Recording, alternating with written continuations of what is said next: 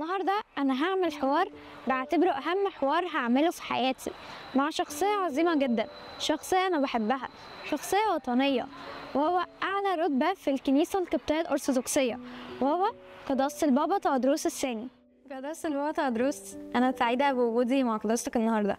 قداستك، كيف ترى دور الكنيسة القبطية الأرثوذكسية في العالم المعاصر؟ الكنيسة القبطية كيان قديم له 2000 سنة، بيتميز بالثبات والرسوخ زي جبل كبير. عشان كده الكنيسة لها خدمة كبيرة، والكنيسة لها دورين. الدور الأول إنها تخدم المؤمنين المسيحيين جوه الكنيسة، والدور الثاني إنها تخدم المجتمع الخارجي. تخدم المجتمع الخارجي بأنشطة كتير، زي تعمل مدرسة. فإحنا بنعمل مدرسة لكل المصريين، لما نعمل مستشفى لكل المصريين، لما نعمل مركز تدريب مهني لكل المصريين. فده دور الكنيسة في المجتمع ويا المؤمنين. كيف يمكن للمؤمنين أن يواجهوا تحديات الحياة المعاصرة زي الضغوط النفسية والاجتماعية؟ كل الضغوط المعاصرة ما فيهاش حل غير اللجوء لله. السيد المسيح بيقول لنا: تعالوا إلي يا جميع المتعبين والثقيل الأحمال وأنا أريحكم فتجدوا راحة لنفوسكم. فكل ما الإنسان يلجأ لله كل ما يبقى مرتاح، كل ما يبعد عن الله يبقى مشتت وتعبان. ما هو موقف الكنيسة من قضايا الحوار بين الأديان؟ وكيف يمكننا تعزيز التفاهم بين الأديان المختلفة؟ الأديان تتوافق ولكن لا تتطابق. فاهمة؟ لا. الأديان تتوافق يعني يتوافق ويا بعض، لكن ما فيش دين زي التاني بالظبط، مش كده؟ في اختلافات لكن في موافقة. عشان كده الحوار احنا بنشجعه، والحوار غالبا يبعد عن المسائل العقائدية، لأن المسائل العقائدية هي اللي بتبقى مختلفة. لكن الحوار على المستوى الاجتماعي، على المستوى الثقافي، على المستوى الصحي، على المستوى التنموي، ده كله حلو ومقبول. كيف يتم اتخاذ القرارات الهامة في الكنيسة القبطية الأرثوذكسية؟ وهل تشارك الكنيسة في القرارات السياسية والاجتماعية في مصر ولا لا؟ لا، الكنيسة ما بتشاركش في أي قرارات سياسية على الإطلاق، لكن الكنيسة وطنية. وإحنا جوه الكنيسة لما بنحب ناخد قرار يخص الكنيسة بيبقى عندنا المجمع المقدس برئاسة قداسة البابا، وعندنا لجان عمل مختلفة بحسب الموضوعات. يعني افرض موضوع يخص الرهبنة يبقى لجنة الرهبنة هي المسؤولة، موضوع يخص الأسرة يبقى لجنة الأسرة هي المسؤولة، وهكذا. قداستك، ما هي رؤيتك للهوية القبطية في مصر والعالم؟ وكيف تحافظ الكنيسة على هذه الهوية في ظل التغيرات الاجتماعية والثقافية؟ طبعا الهوية القبطية معروفة، وزي ما احنا عارفين ان في تاريخ مصر كان في فراعنة، وبعد الفراعنة جت العصور القبطية، وبعد كده العصور الإسلامية، وكلها مركبة معا، يعني موجودة ويا بعض. يعني مثلا احنا لغاية النهاردة بنتكلم كلمات فرعونية. يعني مثلا لما يجي الواد الصغير يقول انبوه، ما دي كلمة من أيام الفراعنة، عطشان، واخد بالك، أو عايز مية. مثلا لما نقول كلمة أنا ساكن في شبرا، شبرا كلمة قبطية معناها قرية أو مزرعة، وهكذا. وحتى واحد من الأدباء بيقول إيه: الفافيتا غما تعالي لي يما. أما دي كلمة قبطية معناها ماما، مازر، وهكذا. فإحنا عايشين في الهوية، بنمارسها في اللغة وفي الثقافة وفي التقاليد وهكذا. كيف ترى دور الكنيسة في الحفاظ على التراث القبطي الأصيل سواء من حيث الطقوس أو اللغة أو الفنون؟ كل المجالات دهيت بتدرس، وإحنا شعب متمسك خالص بهذه التقاليد القبطية، تقاليد كتيرة خالص. يعني مثلا لما بدخل الكنيسة بسجد وباخد بركة الستر، مش كده؟ ده مش موجود في أي مكان في العالم. مثلا بنستخدم اللغة القبطية في الصلاة. عندنا الموسيقى بتاعتنا فيها موسيقى متاخدة من أيام الفراعنة، وإحنا محافظين عليها بكلمات قبطية. مثلا كان في أعياد تخص الوثنيين، فلما انتهت الوثنية اتحولت الأعياد دهيت إلى أعياد مسيحية. فمثلا عندنا عيد للملاك. طب هو الملاك له عيد ميلاد ولا عيد استشهاد؟ مفيش. لكن عملناه عيد مكان عيد كان عند الوثنيين، وهكذا. قداستك، من هو قدوتك في الحياة الروحية؟ وهل هناك شخصيات دينية أو تاريخية قداستك تأثرت بيهم؟ في الكتاب المقدس أنا تأثرت خالص بالقديس بولس الرسول والقديس يوحنا الحبيب. في تاريخ الكنيسة طبعا في قديسين كتير، لكن أنا تأثرت مثلا بالقديسة دميانة، الشهيدة دميانة. في التاريخ المعاصر مثلا تأثرت بالبابا شنودة، تأثرت بالأنبا بخوميوس. أسماء كتيرة خالص. طبعا تأثرت بأبويا وأمي، تأثرت بإخواتي، تأثرت بقرايبي عمامي وخلاني، وهكذا. وتأثرت كمان بأساتذتي في الجامعة وفي المدرسة. متأثر بيهم. مثلا مدرستي اللي كانت في ابتدائي طبعا علمتني وانا طفل صغير، وانا كنت كبير، وانا صغير هي كبيره. بعد كده انا كبرت، ففي كل مره تقابلني وتاخدني بالحضن وتطبطب عليا كاني الطفل الصغير. وهي توفت من كذا سنه كده، لكن كانت لاخر وقت تيجي تزورني وتقعد وياي وفرحانه بيا. كيف يمكن للإنسان أن يحقق التوازن بين الحياة الروحية والحياة العملية في ظل التحديات المعاصرة؟ احنا عندنا كلنا زي بعض في الوقت. حضرتك بتاخدي 24 ساعة، وانا باخد برضه 24 ساعة، والاخ ده بياخد 24 ساعة، والاخت دي بتاخد 24 ساعة، ووالدك بياخد 24. كلنا زي بعض في الوقت، بس الشطارة في توزيع الوقت. في واحد يوزع الوقت ينام نص النهار، مش كده؟ بس يضيع الوقت. في واحد يقعد 12 ساعة على النت والسوشيال ميديا، مش كده؟ وفي واحد منتبه. في واحد ينام بالنهار ويصحى بالليل. غلط. لازم الواحد يكون متوازن. فنوزع وقتنا، في وقت للنوم، في وقت للمذاكرة، في وقت للعمل، في وقت للرياضة، في وقت للأسرة، في وقت للعبادة، في وقت للقراءة، في وقت للمشاهدة، مش كده؟ يوزع الوقت كده يبقى ناجح وحلو. إذا كان بإمكانك أن تلتقي بشخصية تاريخية من الكتاب المقدس أو من الكنيسة القبطية، قداستك تختار مين وليه؟ طبعا أختار أمنا العذراء. أمنا العذراء يعني اللي بنسميها فخر جنسنا. فخر جنسنا.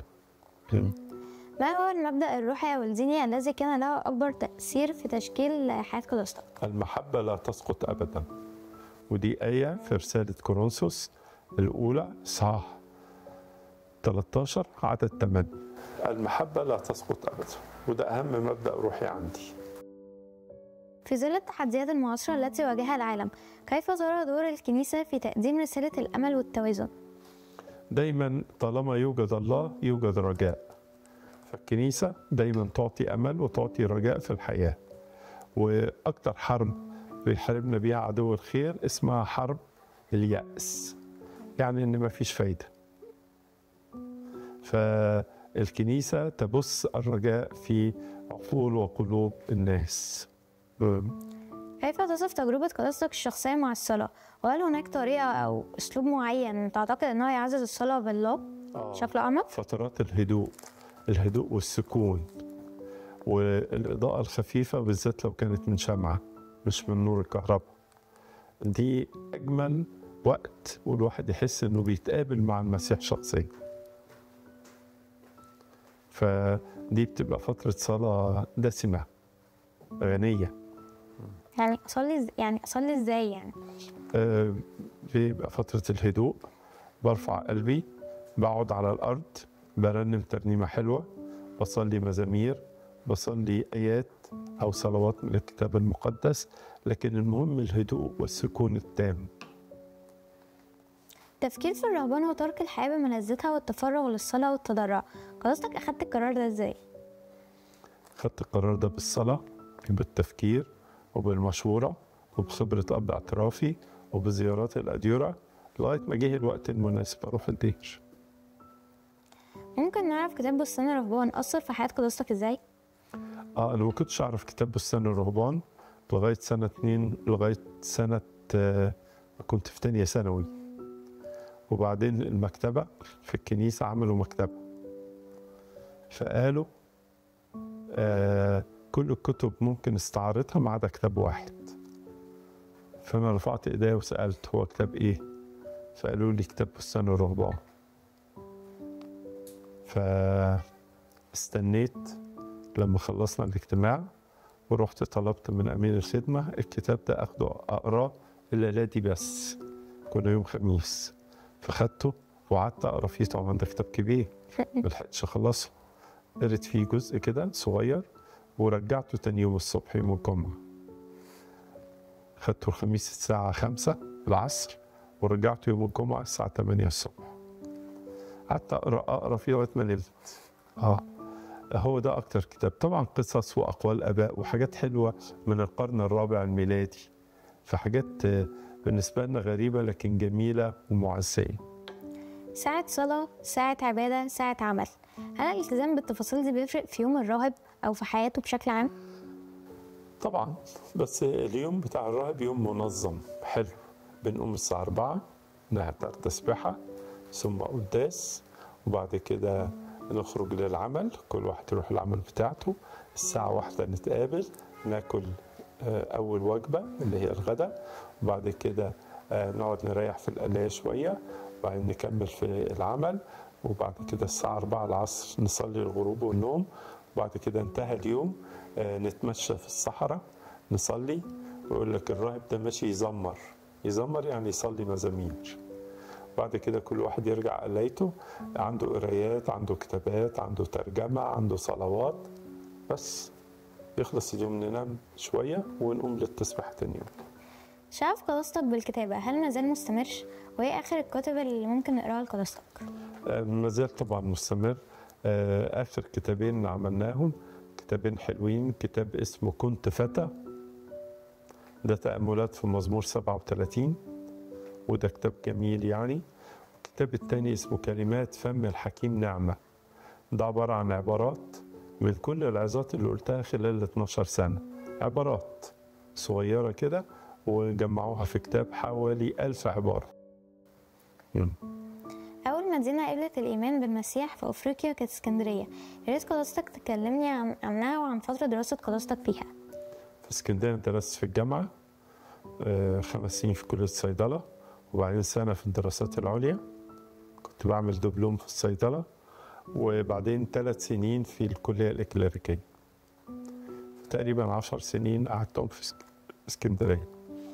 طبعا اسكندرية بلد جميلة، وبلد البحر عطيها جمال حلو قوي، وكمان اسكندرية بلد تلاقي في الصيف مليانة طلبة، في الشتاء مليانة طلبة، وفي الصيف مليانة ناس جايين يصيفوا مصيفين، فدايما شعبها متغير يعني. وكانت الدراسة حلوة سواء الكلية اللاهوتية أو كلية الصيدلة، حاجة جميلة خالص وأحمل ذكريات حلوة خالص. من وجهة نظر قداستك هل فكرة الدين والتدين بتختلف في عالمنا الشرقي عن العالم الغربي؟ طبعا، العالم الشرقي يهتم بالقلب، العالم الغربي يهتم بالعقل. عشان كده الأديان ظهرت في الشرق والفلسفات ظهرت في الشرق، الغرب ظهرت فيه النظريات والاكتشافات العلمية، فده غير ده. وكأن كأن الشرق عبارة عن معبد كبير والغرب عبارة عن معمل كبير. فالشرق معبد للعبادة التدين، والغرب معمل للنظريات والعلم، ففي فرق طبعا بين الاثنين. بمناسبة شهر كياك وقدوم عيد الميلاد، ممكن نعرف قداستك بتقضي العيد ازاي؟ عيد الميلاد بنصلي في الأيام الأخيرة دهيت، بنصلي في الكاتدرائية الجديدة في العاصمة الإدارية، وبيحضر السيد الرئيس عبد الفتاح السيسي، وبيبقى يوم فرح كبير خالص. وبعدها تاني يوم الصبح بنقابل الناس اللي عايزين يجوا يحتفلوا بالعيد من ولادنا وبناتنا وشبابنا وشاباتنا، وبنقابل بعض المسؤولين اللي بيحبوا يعيدوا. وبعد كده بيبقى في فرصة أروح الدير على نفس يوم العيد علشان الآباء الأسافة والآباء الكهنة اللي هيعيدوا علينا ويزورونا. تاني يوم العيد بنعمل لقاء كبير للرهبان من معظم الأديرة بتاعتنا، بيحضروا 600-700 راهب. نقعد ويا بعض كده وسلم عليهم وأقدم لهم بعض الهدايا واطمن عليهم، بيبقى هو ده العيد. ايه اللي ممكن يخلي الإحساس بالإيمان يغيب عن الإنسان؟ إن الواحد ينسى ربنا ويهمل علاقته بربنا، يهمل الصلاة، يهمل الإنجيل، يهمل الأسرار، يهمل التوبة، فخلاص بيروح الإيمان. قداستك اتنقلت بين أكتر من محافظة، ممكن نعرف أكتر محافظة قداستك اتعلقت بيها؟ كانت إيه؟ كل المحافظات حلوة وكل محافظة لها جمال. أنا اتولدت في المنصورة ودخلت المدرسة في سوهاج وكملت التعليم لغاية ثانوي في دمنهور، ودخلت الجامعة في اسكندرية، وبعدين سافرت بره، عملت زمالة هيئة الصحة العالمية كانت في لندن. في كل البلاد دي حلوة خالص، لكن في بلاد جميلة على مستوى العالم. يعني من البلاد المأثرة فيها سنغافورة، بلد صغيرة خالص لكن جميلة في كل حاجة، في الطبيعة حتى. خلاص بقى تدروس، شكرا لوقت قداستك، وأتمنى إن اللقاء ده يتكرر. شكرا لهذا اللقاء وربنا يحافظ عليكم. شكرا.